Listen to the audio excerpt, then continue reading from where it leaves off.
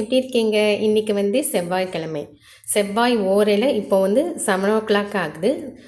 செவ்வாய் ஓரை வந்து ஈவினிங் கூட நீங்கள் சாமி கும்பிடலாம், இல்லை மார்னிங் கூட நீங்கள் சாமி கும்பிடலாம் முருகனுக்கு. இப்போ வந்து நான் முருகனுக்கு கும்பிட்ருக்கேன். ஒரே ஒரு மிஸ்ஸிங் எனக்கு என்னென்னா, முருகனுக்கு ஒரு பூ போடலை. அதுதான் எனக்கு ரொம்ப மிஸ்ஸிங்காச்சு.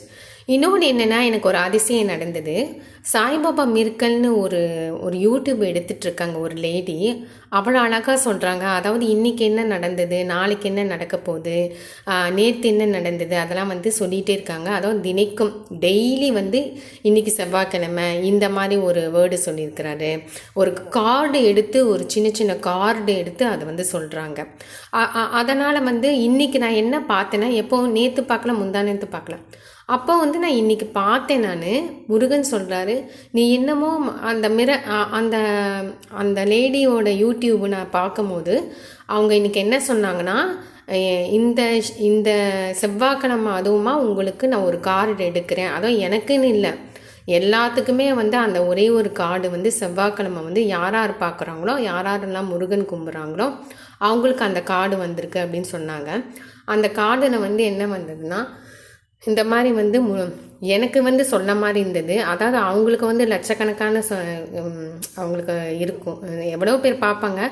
ஆனால் வந்து முருகன் வந்து எனக்கு சொல்கிற மாதிரி இருக்குது, நீ மனசில் ஏதோ வந்து படப்படன்னு ஏதோ நினச்சிட்டு ஏதோ பயந்துக்கிட்டே இருக்கிற, அதை வந்து விட்டுடு. அது வந்து நடக்கிறது தான் நடக்கும். அதை வந்து நீ வந்து யோசிக்காத, பெரிதாக எதுவும் யோசிக்காத. அதாவது நீ உன் மனசில் இருக்கிறது நான் சொல்கிறேன்.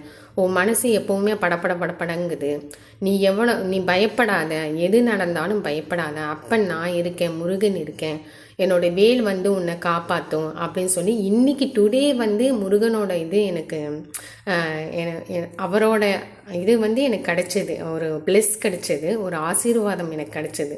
எனக்கு வந்து இன்றைக்கி வந்து எனக்கு எப்படின்னா, ஒரு ரொம்ப வந்து எனக்கு ஒரு லக்கு தான். அந்த யூடியூப்பை எதுக்கு நான் பார்க்கணும், எதுக்கு அந்த வார்த்தையை எனக்கு கேட்கணும், சத்தியமாக சொல்கிறேன்.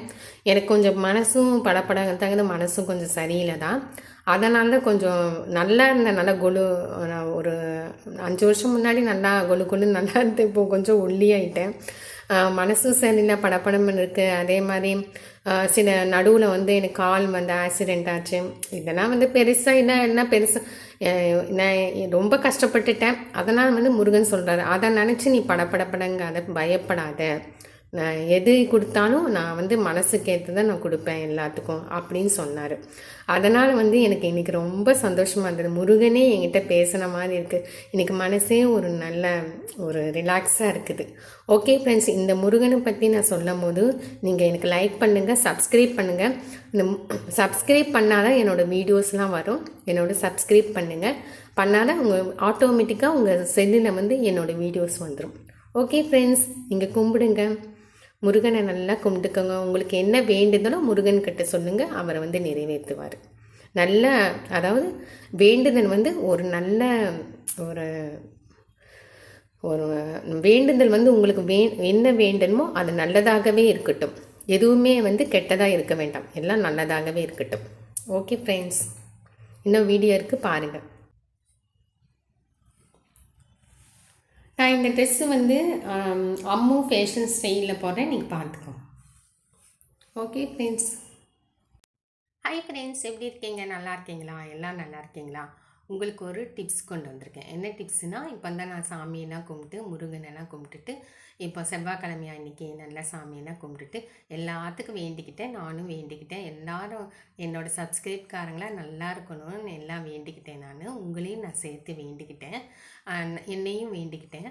அப்புறம் வந்து உங்களுக்கு டிப்ஸு சொல்கிறேன். அதாவது பட்டு போல் மின்னும் அதிசயம் ஒரு ஒரு அழகு குறிப்பு உங்களுக்கு சொல்ல போகிறேன்.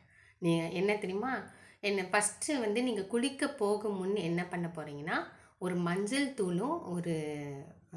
தூள் எடுத்துக்கோங்க.